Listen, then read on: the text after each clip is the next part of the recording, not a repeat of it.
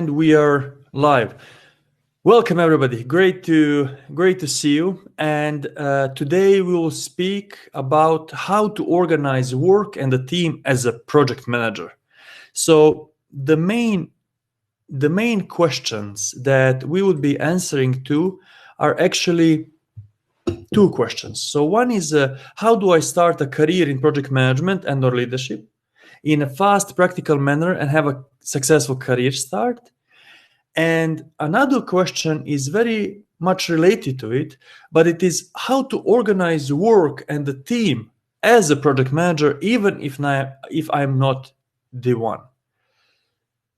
That means that project management skills are so intertwined, so interlinked with our daily work and any working area in which we are, that simply making use of project management skills, even in other areas, it's very useful for you. So let's see actually how can we do that.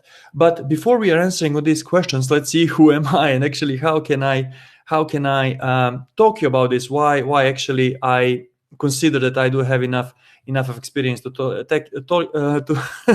tell you about these topics. So I taught and led projects and teams around the globe, from Shanghai in China to Atlanta in States and across Europe throughout last decade and a half.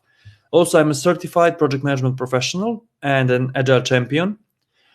In addition, I received several service excellence and manager choice awards throughout my career, and I have been working in and leading teams in really leading IT global companies. All of my experience you can actually see on the LinkedIn profile, where you probably are also following our company too. And I'm a founder of a Spark Learning Solutions company that is actually bringing you this webcast. So in order to tell you why we have this new approach, I need to tell you about an idea that I had before all of this started. So I was very interested in one concept that has been used for centuries. And that is when artists have been finding the perfect ratio between dimensions in their work, in pictures, art elements, in statues, so to find the perfect picture for a viewer, the perfect look and feel for a viewer, so that emotions and intensity of this art is actually transmitted perfectly. So I was thinking how to do this in our area of project management, how to transfer this concept, this ancient approach to project management, to approach to the work. And based on this, I created a Spark method that is actually representing this perfect balance between control and trust, and between management and leadership. So only when you have a right balance between areas, you can have a successful career start in any area. So how we will navigate through our webcast. This whole webcast is based on the course that we've created, and it's called Flawless Project Management Career Start by the Spark Method. And we carefully picked topics that we will speak about today, so that you have overall overview and actually deliverables that you can take with you and use it directly at your work. So these carefully picked topics should represent the overall overview on the whole course. And please be prepared to download 5 takeaways that you'll be able to download during our webcast and actually take home. So let's actually start. Let's first start with a module that is called strategy, or the ways to collaborate. So when you are put into a new position, where you are put in a new company, first thing that you need to do is to understand how should I cooperate with my colleagues. And without that, it's very hard to perform any kind of planning, any kind of organization. So first thing that we need to do, first module that we will cover, it's module S, or strategy. Of course, we cannot cover everything, but we will cover 3 very important areas. And that is what is a stakeholder map, how to organize meeting properly, and then how to organize video conference. Only with these 3 concepts you will be able really to have a head start when you are starting your career, regardless if it's project management or similar area. So let's see first and foremost what is a stakeholder map, what this means, and why it's important to have it. So a stakeholder map is simply a list of people that you are working with. It's a list of people that are impacted by your project or your work positively or negatively.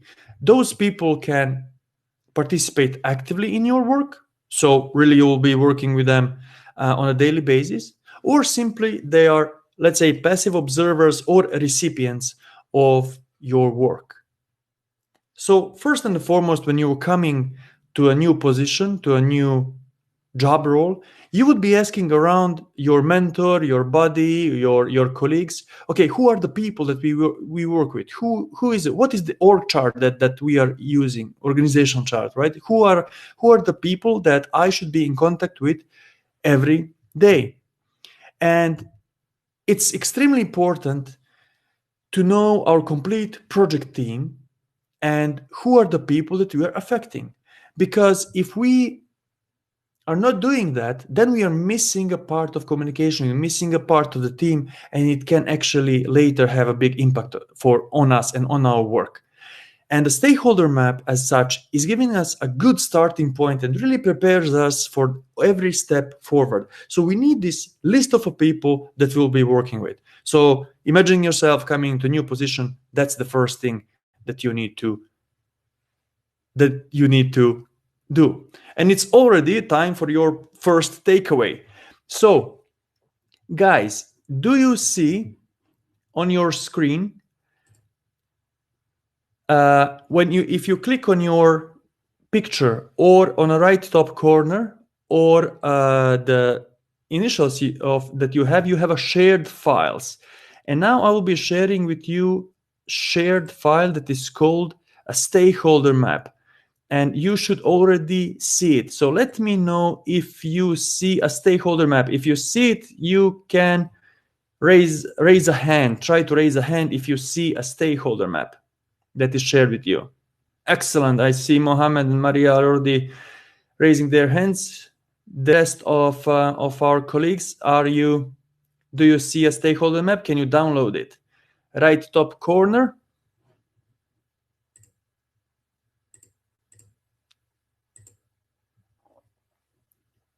Just give me a second. Excellent. Good. So this is your first takeaway. And of course, this is my present to you. You do not need, you can do whatever you want with the document. Please do adjust it to your needs. Change, add documents. But this is the first thing that we need to do. So to create a list of people that we will work with. Now we go forward. So what is the next step? You're coming to a work, you're getting a list of people that you will work with that is called stakeholder map. And now you know that. And then you need to organize some meetings.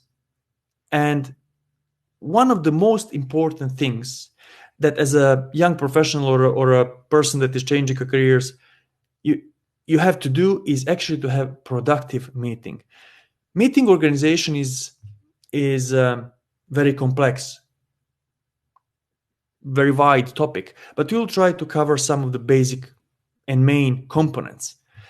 Meeting is really a crucial working unit. Especially at the beginning, you need simply others to help you out in any of your technical solutions, planning, cooperation. You need others to help you out. It's very hard to do that via emails or without this face-to-face communication. So meeting as such is extremely important for you.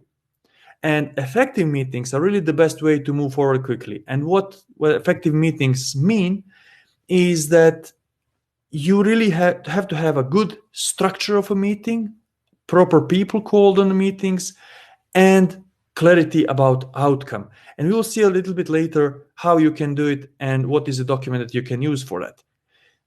A good meeting for you is also a source of a knowledge, source of a proper information and planning. So when you're calling a people to join on your meetings, treat them as a source of information, source of a knowledge that can help you out. And then you have to know what are some of the critical meeting parameters. As I said, it's a very wide topic, but some of the critical meeting parameters, first of all, before the meeting starts, you need to send invitations to appropriate meeting participants. And this is exactly where your stakeholder map comes into play. You would use a list of people that you just made to invite proper people on your meeting. And what that means, what means a proper stakeholder or appropriate stakeholders on appropriate meetings. Not everybody should be on every meeting, right? So you should not invite everyone you know on every meeting. And some of the examples maybe following.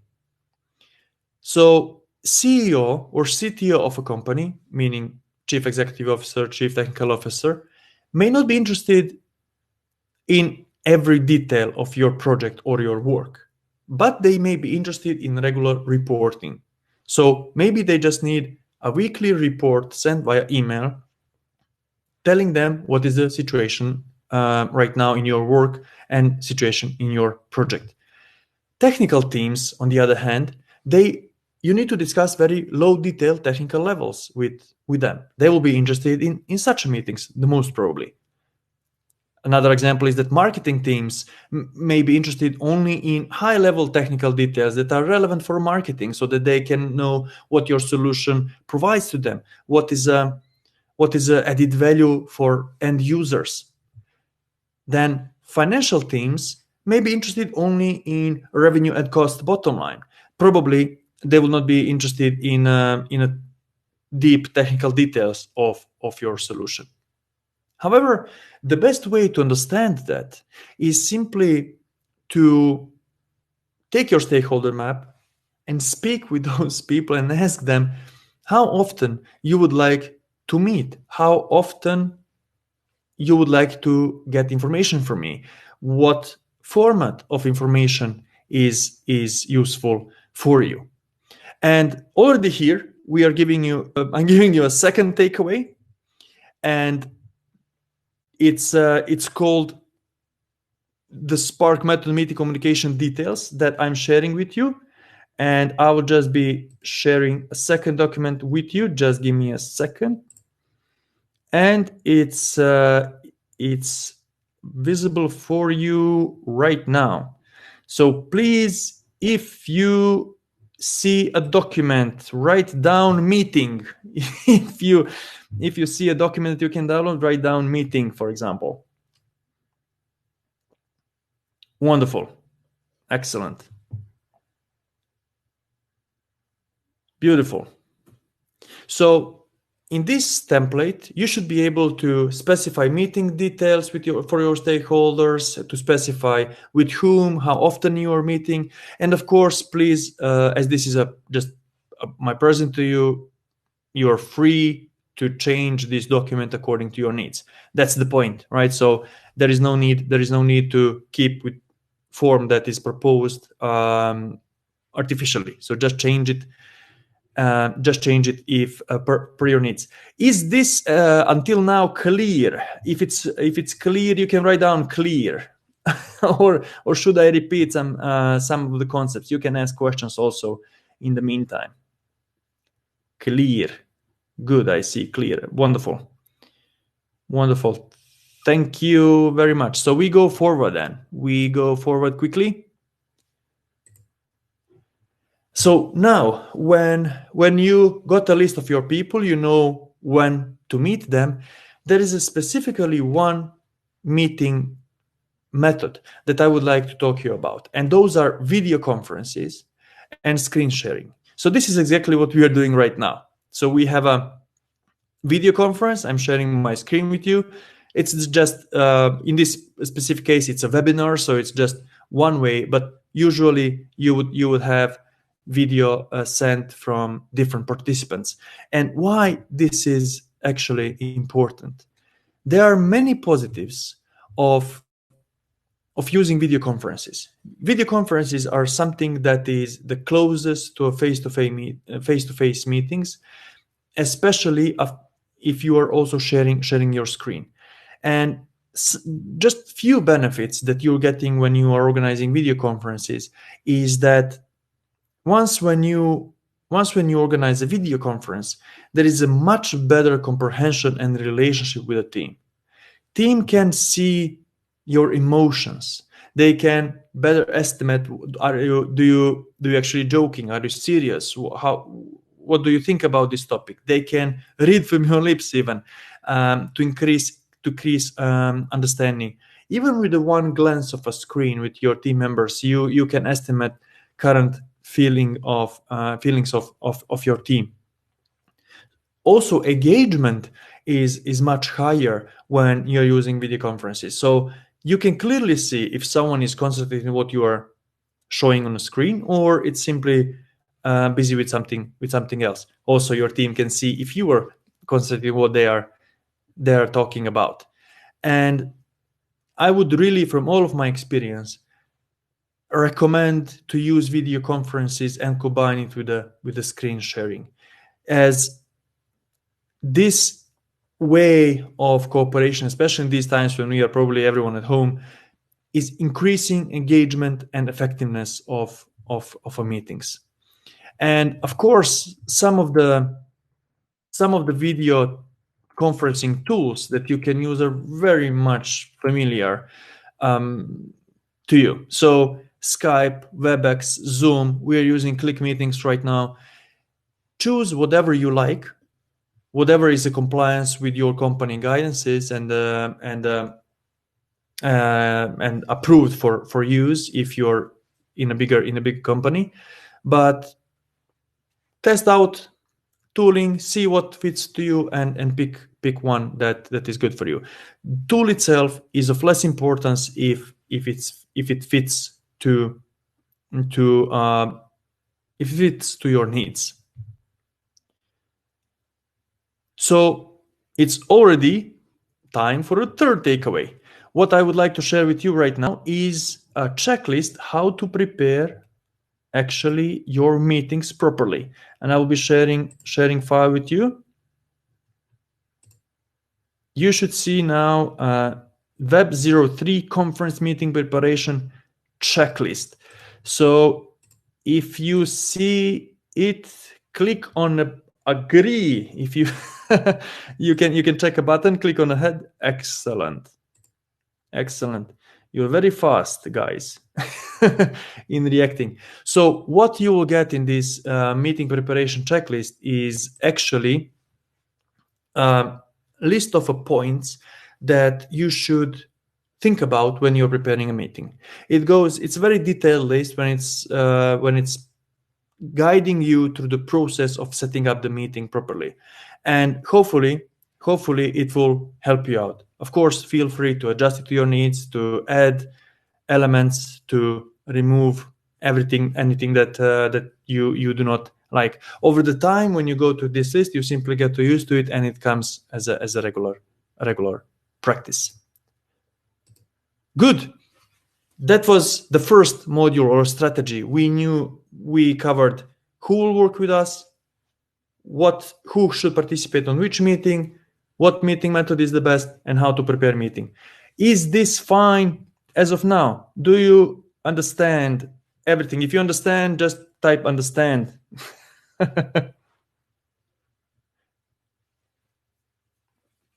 Understand. Excellent. Thank you. Good. So this was the way how to cooperate.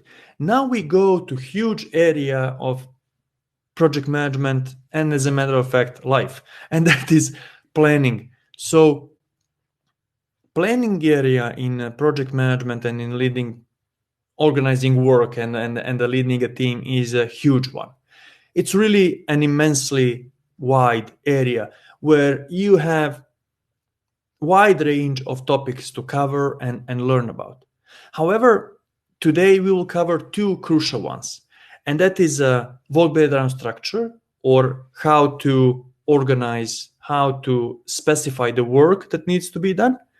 And another one is scheduling. So work to be done is one area, is answering on what needs to be done, and scheduling is when that work can be done.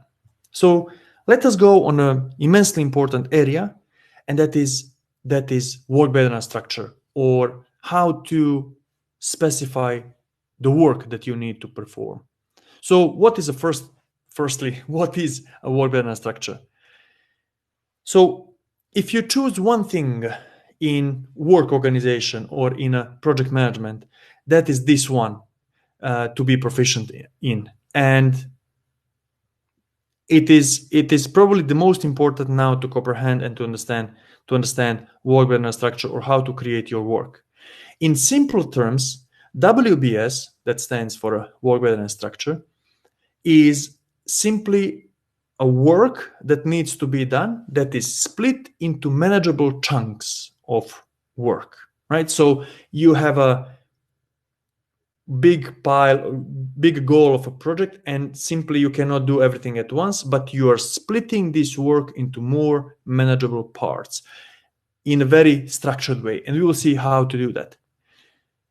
Ideally, you would drill down your work as deeply and as in as detailed manner until the owner of a specific task will say, I'm fine, I know what needs to be done.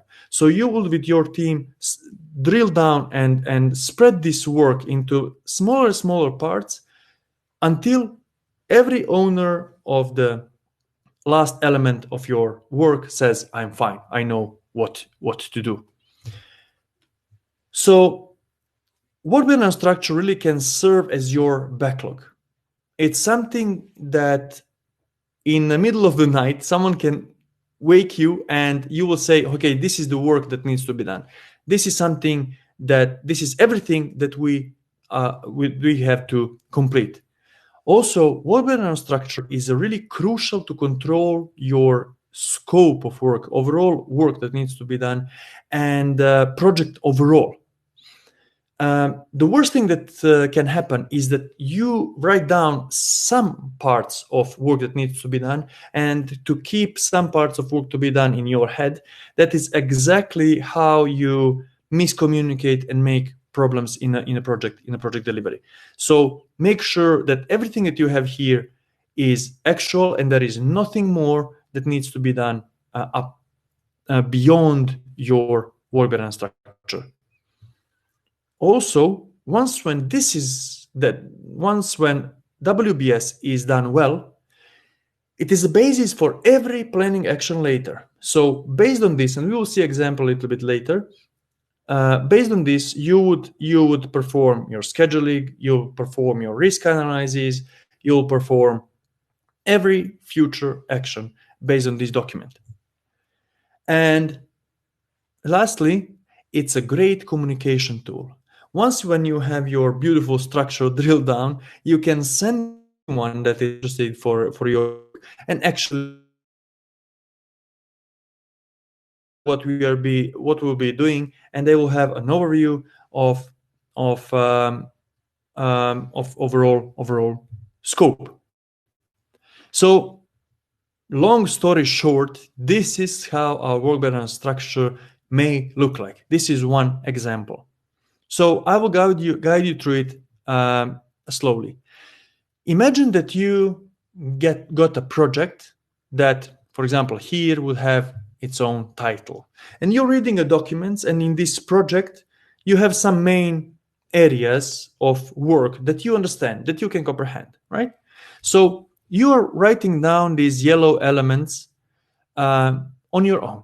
So this is a main area of work, this is another main area of work, this is a third area of work. Imagine that you need to build a house. So for example, project building a house.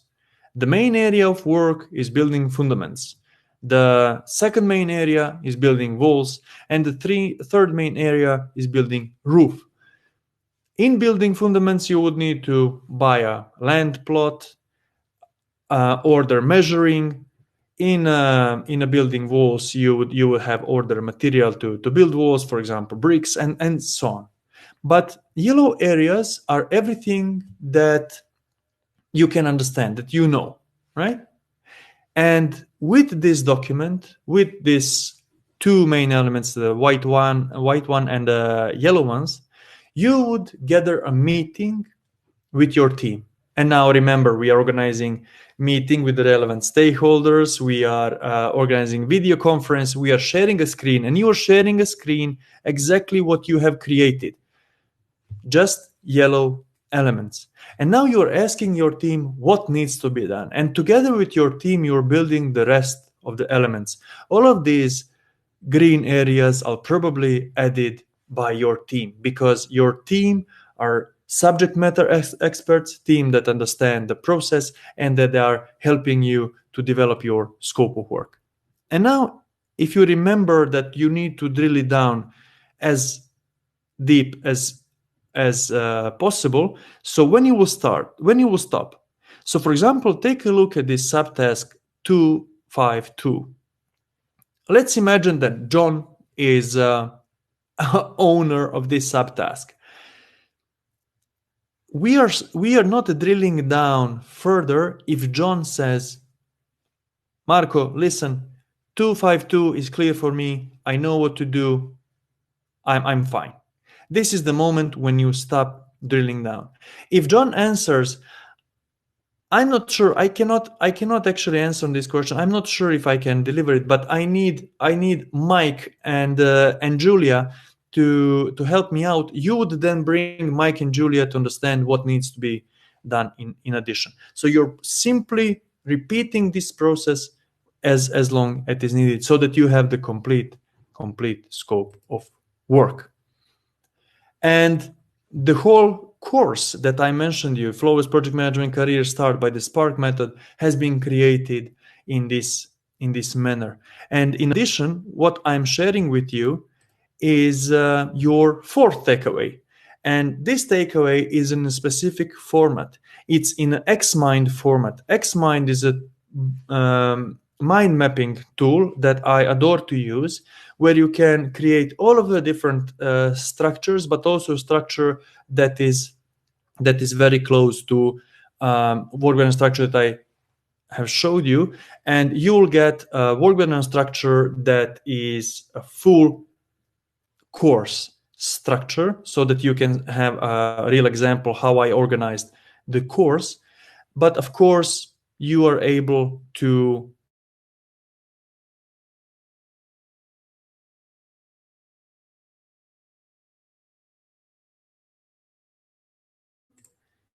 and in 3, 2, 1, you should see WBS example. If you see it, you can write down XMind.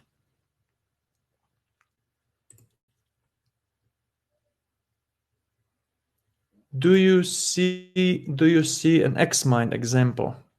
Beautiful. Works as a charm.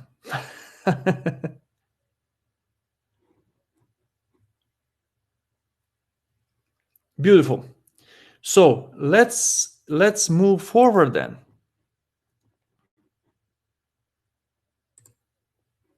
Now, we have organized work that needs to be done. That is WBS. But now we are answering on a second, the most important question, and that is when this work can be done. If you are building a house, it's a big difference if you get your house in 6 months or in a year. So we need to understand when this work needs to be done.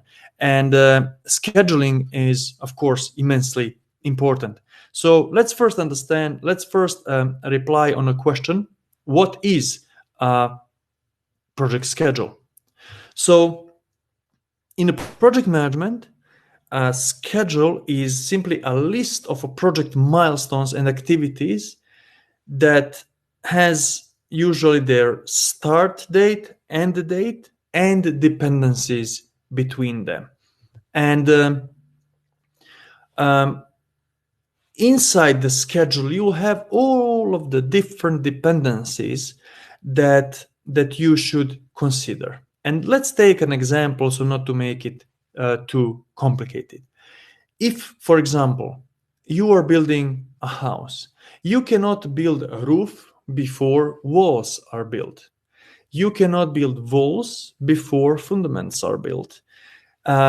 You cannot build even fundaments if you do not have people who will work on this element.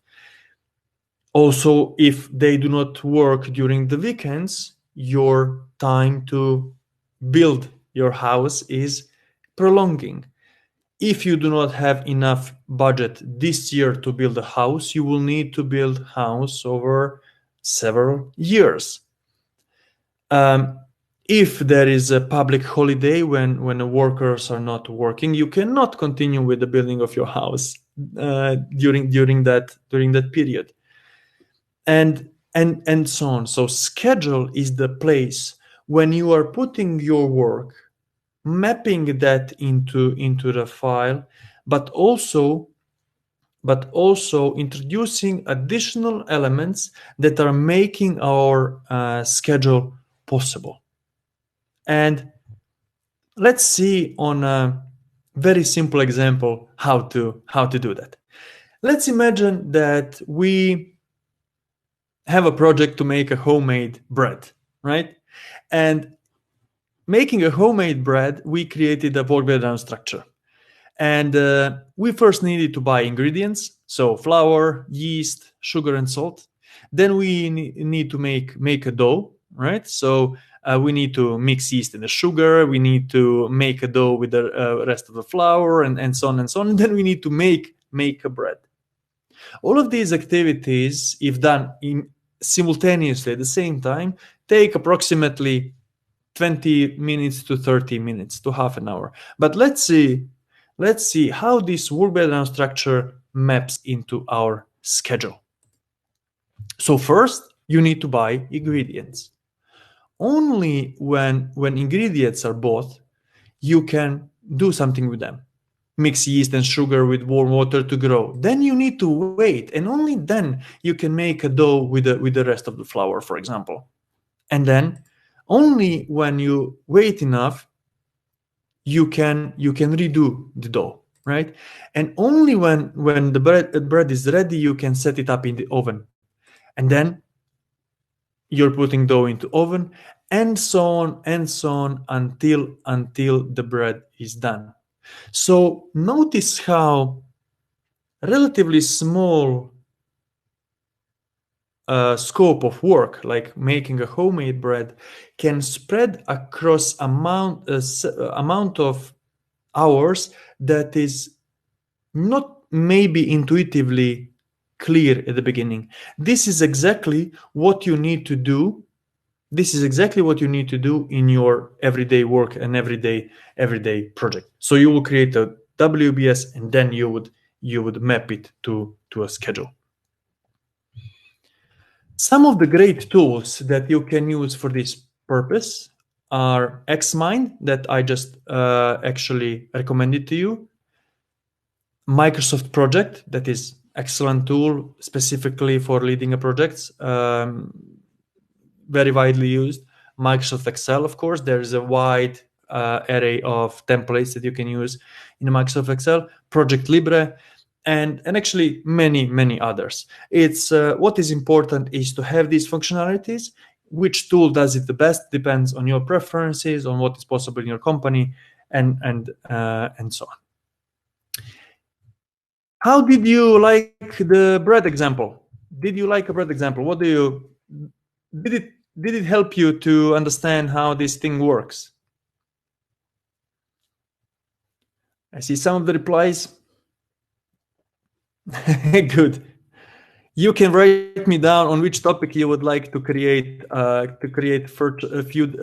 future examples. So if you would like some specific topic, I can do the same. So I like this example because it's very simple, and then it also illustrates a complexity of cake. I can definitely do cakes. Now, we will definitely do some cake example in the future. Thank you, Milena, for your reply. So now that has been a planning area, a huge, very important area, and now we move to action, actually to what we have learned to implement into reality, and implementing your knowledge, implementing your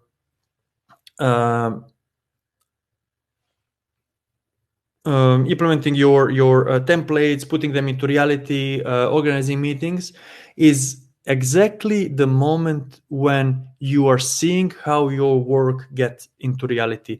And this action is or implementation of a work is also a very wide area. But I would like to concentrate on maybe the most crucial area for any beginner if in a business, and that is feedback. How you should approach and listen to a feedback that you're getting on your activities. So feedback is definitely, if you ask me, the best way to improve. So why it's so valuable? Honest feedback from your mentors and colleagues, it's really a mirror of your actions. So what you are doing and getting feedback immediately is the best way to understand what has not been done and to do it immediately better. It's detailed feedback is really the quickest way to learn, because it is for you, for your work that you have been performed. It's not from some book, it's not general.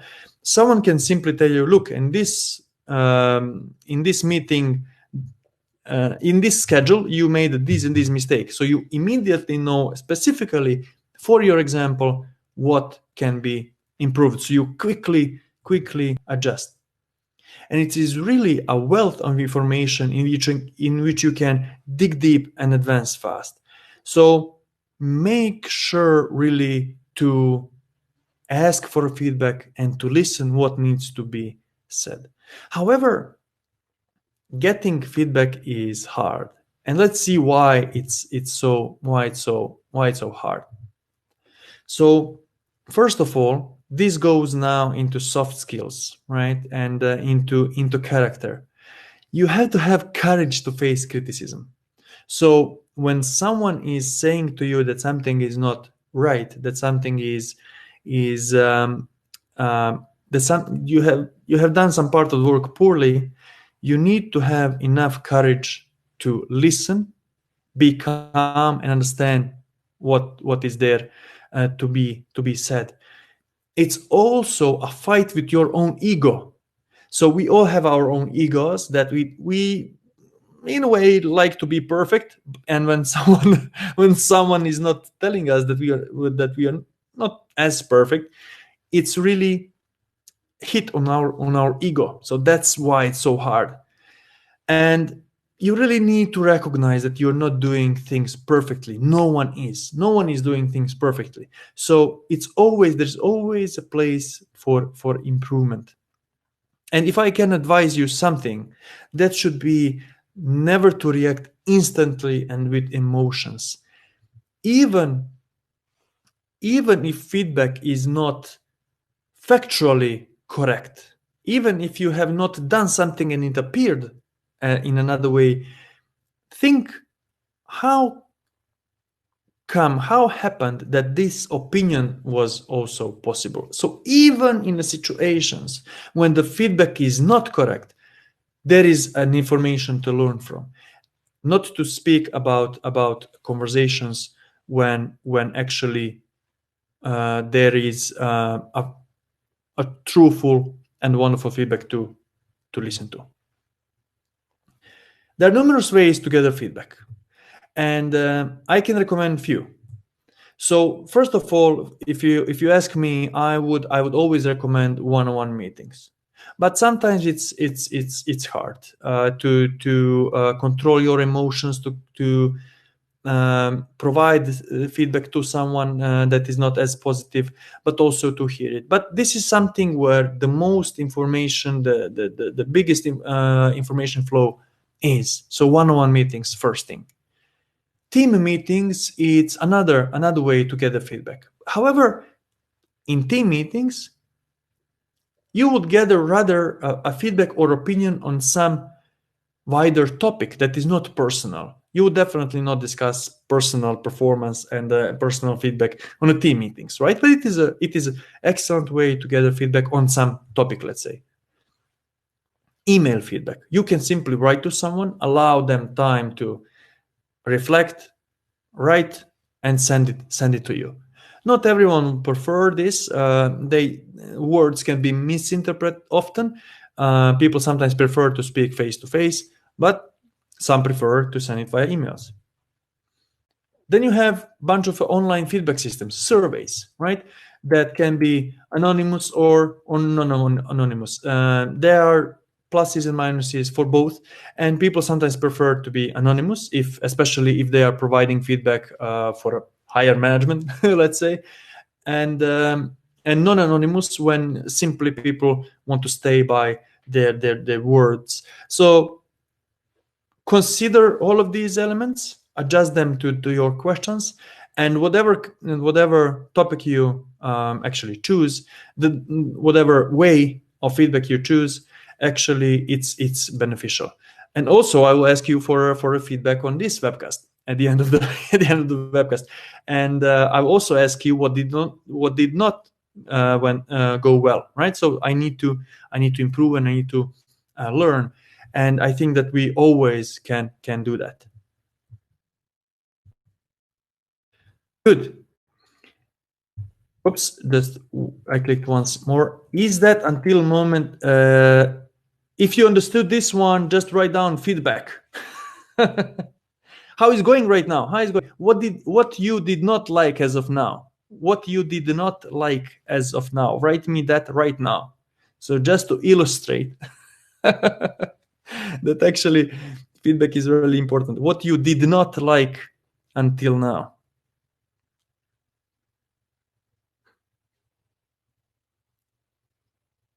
You're not writing what you did not like. Good. Actually, you'll have another chance. You'll have another chance at the end of the course. Good. So now, when we covered first three areas, we are entering soft skills and leadership values. And if you ask me, there is no good project manager without proper soft skills and leadership skills. And if we would go a little bit wider, it's also correct to say that if there is no mix in technical and hard skills and good soft skills and leadership skills in any of the positions that we have, then it's much harder to work and cooperate. And let's see some of the very important areas in this area. So let's concentrate on soft skills that are important. Soft skills area are, of course, it's wide and immensely important. But today we will concentrate on how to work in multicultural environment and how to work when your language of work is not your mother tongue. So let's see if that is possible. How to actually perform in such environment. So let's see. So today here on our call we have people from at least 4 continents, and this in this specific call, and that is our reality. So today we are in contact with people from other continents, not mentioning other countries, and we have to orient ourselves in multicultural and dispersed teams. More often, we are not even in the same city with our colleagues. We are not even in the same country as our customers, and we have to know how to orient ourselves. So one of the first things to understand is that to assume that we have the same experience, the same expectations or knowledge as any of our team members, even regardless of a location where they are sitting, it's very costly. Let's not assume anything. Let's not assume that that we all understand things in the same way. It's always better to actually ask. So if I'm talking with my colleagues from Germany, from India, from Poland, from States, from Morocco, I'm trying to ask them and actually confirm if we have the same understanding of a task, because we all have different backgrounds, different technical knowledge, different expectations. So try not to assume anything. Simply ask. And we should invest effort and time to understand our team members before we start to plan and work, actually. And what we can do about it immediately right now. First thing that you can do even tomorrow is to ask your team members what else is needed from your side to help them to understand topic better. So what can you do so that your team members understand you better or understand the topic better? What is additional explanation, document, and so on? I have one rule of thumb that is showed as a very useful. Let's imagine that you're in a meeting and that something is not clear. So don't be afraid to ask, because if you don't understand the topic, there is probably someone else, at least one person on that call that is not you, that also does not understand that topic. So you're not only asking for yourself, but you're also asking for others on the call. And really, there is no stupid questions. I even joke on that topic, and often I start. I'm asking as a stupid project manager, but I have to ask. So simply joke with don't have so high ego, and actually have a fun conversation also. But please do ask questions. There are no stupid questions. If you don't understand, you should clarify it.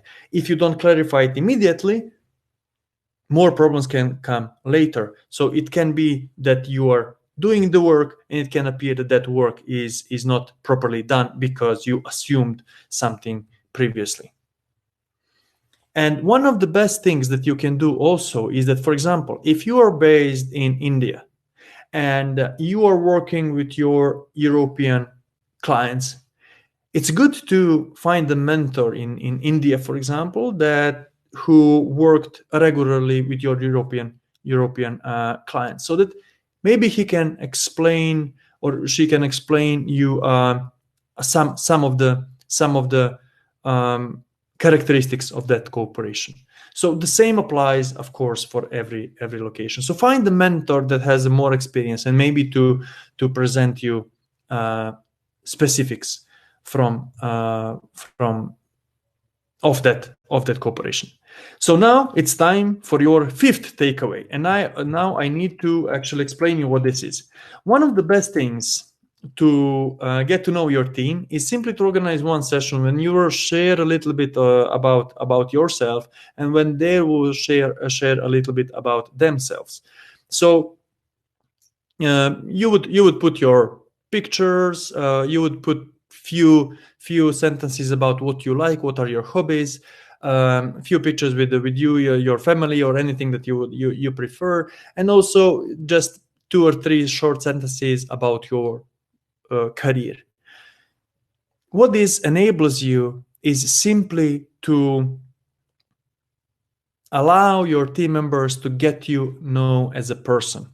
So the more people I get to know, the more I understand that we are very similar deep inside. We all have these cultural interfaces or communicational interfaces, as I like to say, but actually deep down we are pretty much similar. So when you open up, when you show yourself as a person to others, they'll normally appreciate, and then you get to know each other much better. So I'm sharing this a little bit about me template right now, and just give me a second.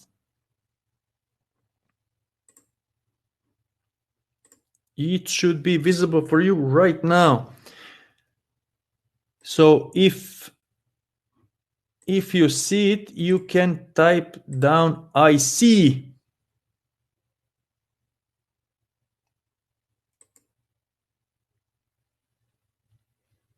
Beautiful. I have a question from Alexander that he has problems to open a fourth file. This is, I guess, Xmind, isn't it? Just give me a second. Yes, that is Xmind. So Alexander, after the call, I will check the file and also send you a proper link for download. I need to check it. I expect it works. So I would check it down. Thank you for the information. I will follow up. All right. So I would follow up on this file. I will check it down and then send you via email later. Okay. I'll follow up. If I will not follow up today evening, tomorrow morning, I would be following up and sending you proper download file and actually the Xmind file. Good. Thank you for information. I'll follow up there. Good.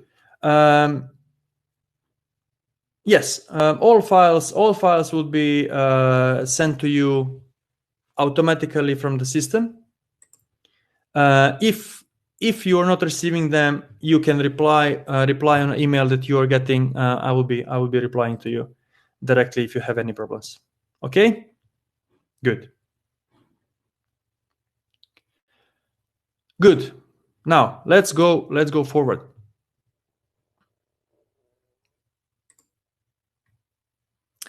Now the second question, the second topic that we wanted to cover is what to do if you work in a language that is not your mother tongue. You definitely notice that English is not my mother tongue, right? So the question is, can I be effective? Can I actually work and cooperate in a second language or a third language or a fourth one if I'm not so proficient in it?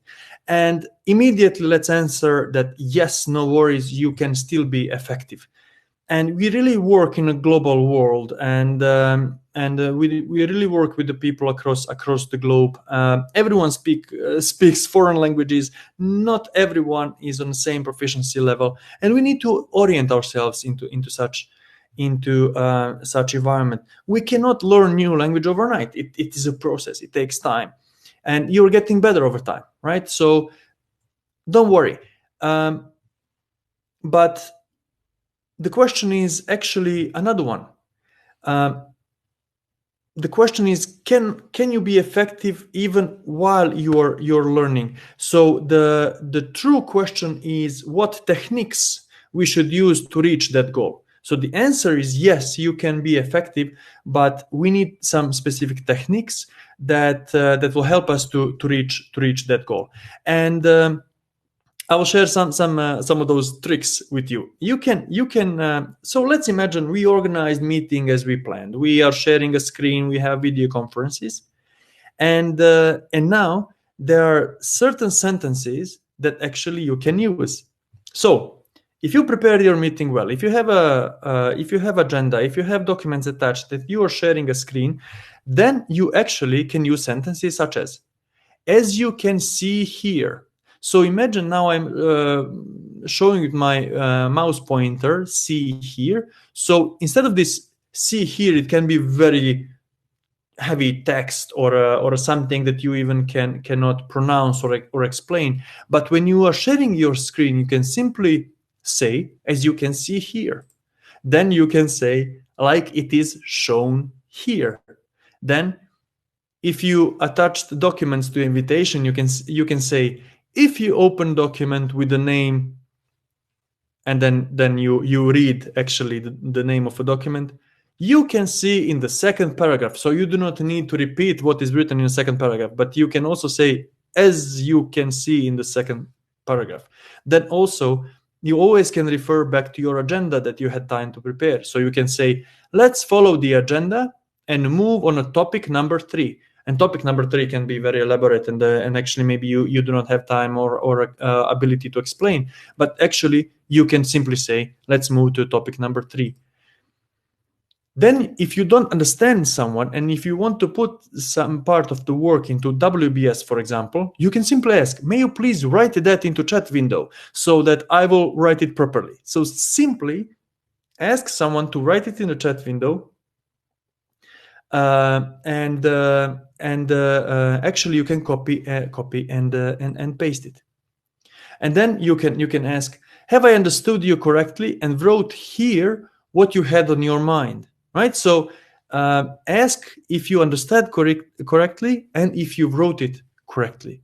So all of these sentences are examples what you can use when you are sharing a screen, and you do not need to say everything. You can show a lot of things. So please feel free to actually use similar sentences as those.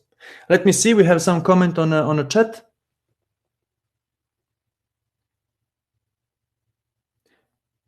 Yes. Mohammed, thank you so much actually for your comment. Xmind is compressed, is zip compressed. So first you need to actually unzip it and then to use it in an Xmind.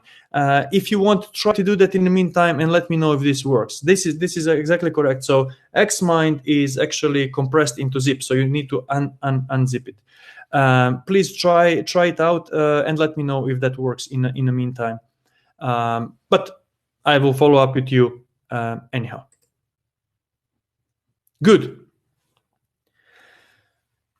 So that was now the fourth element. Now we move to leadership values, and what that means.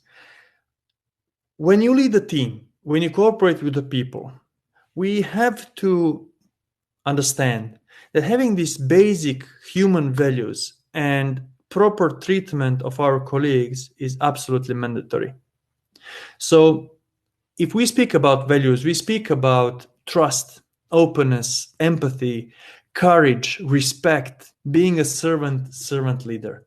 But what that means and why it is important. Let's cover first courage and why courage is important.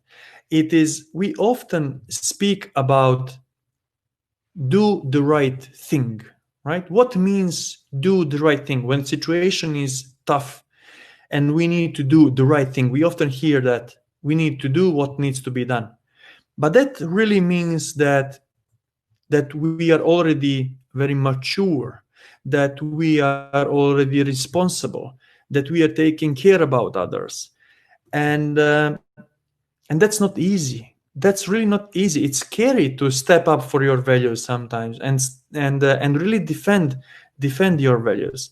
But what is important to know is that it is absolutely fine to be scared in such situations. It is absolutely fine to feel and to be anxious and to feel fear when you need to provide a tough feedback to someone. But it's fine. Everybody else fears. So having courage means exactly to be able to do the right thing while you're afraid, and that is a crucial element. And what is important to say is that the first time choice is the hardest. So if you do the right thing once, the next time it will be already easier. If you provide a tough talk once, if you manage to push through and to have honest, open communication and talk once, it will be easier to do it second time, even easier to third time, and so on. However, if you skip to do this first time it will be easier to skip it second time, and then it will be easier to skip it third time. And you can freely choose between both of these options. However, you need to know, we know what is correct one. We know that actually it is correct to have this and do the right thing to have this courage. However, what is important, there is no middle path. You cannot be in the middle. Either you're choosing to do the right thing as a leader or not. And both of these behaviors build your character over time. You're becoming either more courageous and with more integrity, or with more cowardness and with less integrity. These are two paths that we will be always choosing between as a leaders. And if you want to be a true one, then we need to pick this tougher one. Tougher initially, right? And the second concept that I really like is when we speak about leadership, is to be a servant leader, a servant to others, and to provide others with added value. So what that means? What it means to be a servant leader? So as a team leader, as a team member, as a team manager, we can do a very little in today's world without our team. Hence, creating an environment in which a team functions is really crucial. So we should be aware that we need to help out to our team in order for team to help to us. And the second important realization is that you as a leader or a project lead or actually a good team member, you are there for the team, not vice versa. So, for example, as a team manager, as I'm now, I have to understand that I am there for them, not that my team is there for me. Right? I can manage as much as I like if I don't have a team. Right? And the role of a servant leader is to provide the team with the necessary resources to work, enabling your team potential to really showing them on a daily basis this respect and trust, so that they feel safe, so that they can speak their minds, so that they can comment on everything that's happening, and actually can show their own creative capacity. So, was that clear as of now? Did you find anything interesting in the last elements of values and soft skills? Which part you liked when you spoke about courage and the rest of the thing? Care for the team, absolutely. I really think that if you do not care for a team, your success is very limited. You simply have very limited place to grow, and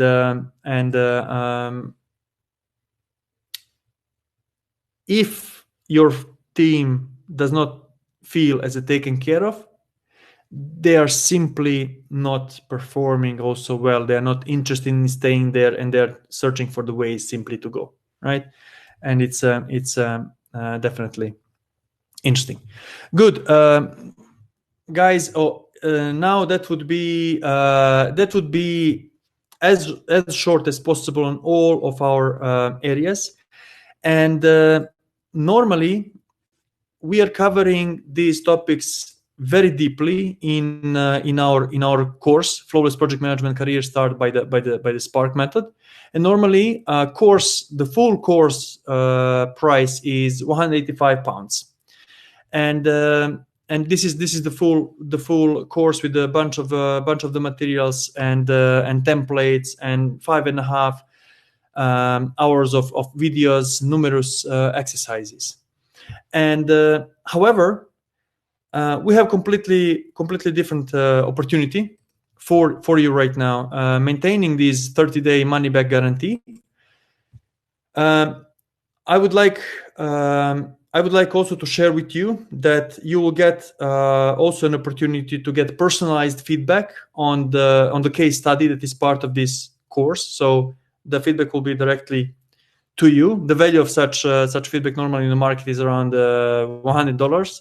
Also personalized answers on your questions inside the course, and then 90% discount of the course. So this is something that is actually actually just for this very short period of times, because this is not something that will be normal price. So that offered price for all of the whole course is actually $13. And now you would ask why the heck I would sell the whole course for the $13.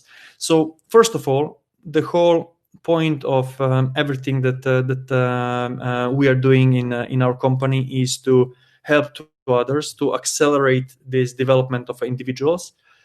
And second thing, in all fairness, is simply right now we are in course promotion period, and actually this is my investment in spreading the word, in helping to new team members, to people who are actually joining to our community. It's simply an investment. It is definitely underpriced as such, but it is simply investment. If you would like to actually use this opportunity, I shared actually a link with you. You can click on a screen where you see a button that on which you will get this kind of a discount.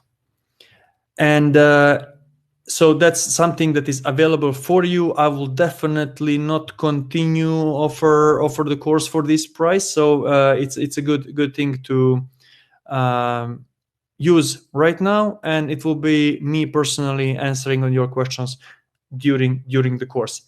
And while you are thinking about it, I would like to hear your feedback.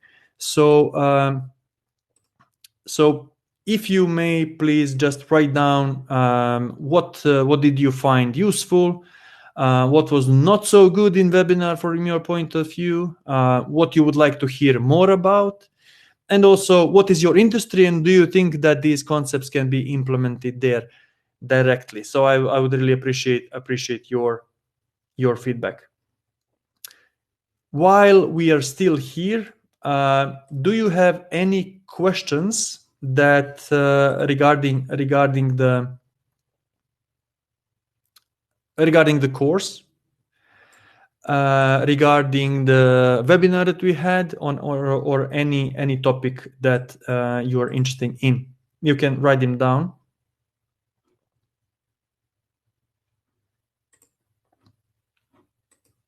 So the whole webinar that you went through is really based on experience, not only my own, but I was very lucky to have very dynamic 15 years of working experience, where I had a chance to work with really people from different continents, countries, amazing people across the globe.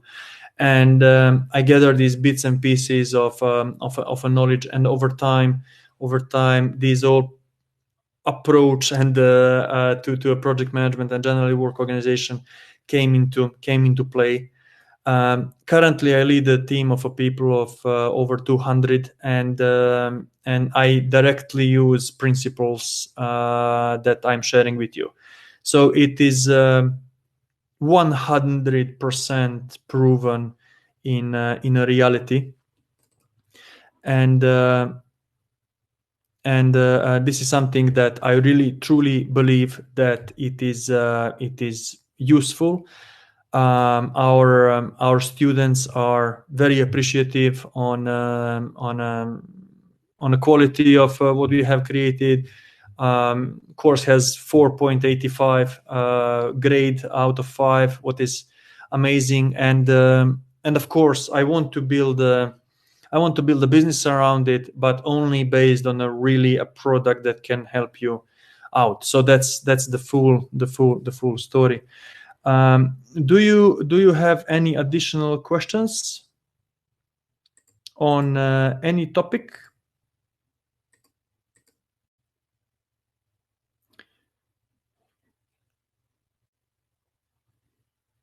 I do. Just give me a second. Thank you very much for replying on a survey. It will help me a lot to understand what can be done better, how to improve, how to do these things better. I hope that that templates that have been sent to you are useful. Guys, did you manage to test Xmind template? Did it work after unzipping it?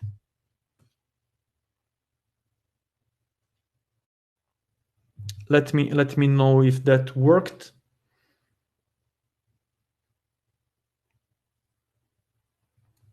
I see that you are typing, so I'll be waiting for it. Yes, so Xmind template, I had to zip it because extension has not been accepted on a click meeting system. So not yet. I will try later. Okay, let's follow up. Thank you very much.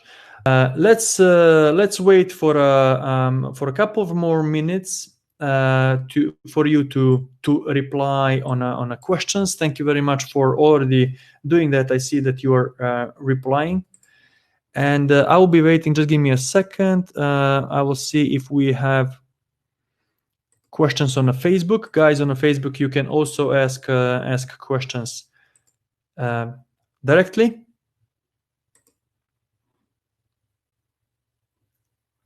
Good.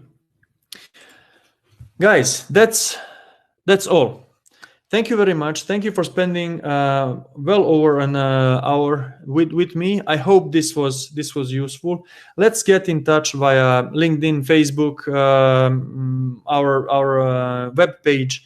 I would really like for us to stay in touch, to form this community of people working together. If I can support you in any other way in your career, please reach out. I do have a lot of contacts in the business world. Let's see where that can take us.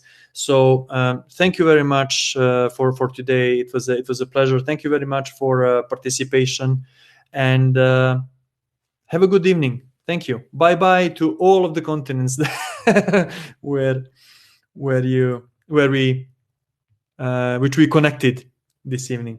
Thank you. Bye bye.